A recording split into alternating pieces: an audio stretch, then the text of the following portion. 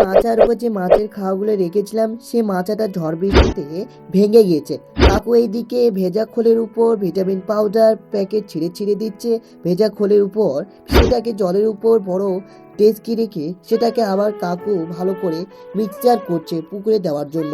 তাই আমি বাড়িতে এসে গোসল করে জোহরে নামাজের জন্য রেডি হয়ে গেলাম। হাঁটতে হাঁটতে চলে গেলাম নামাজ পড়ার জন্য। চলে আসলাম মসজিদে, এসে দেখছি আমার বড় আব্বু আর দাদু পাড়ার সম্বন্ধে একটা কাকু গল্প করছে।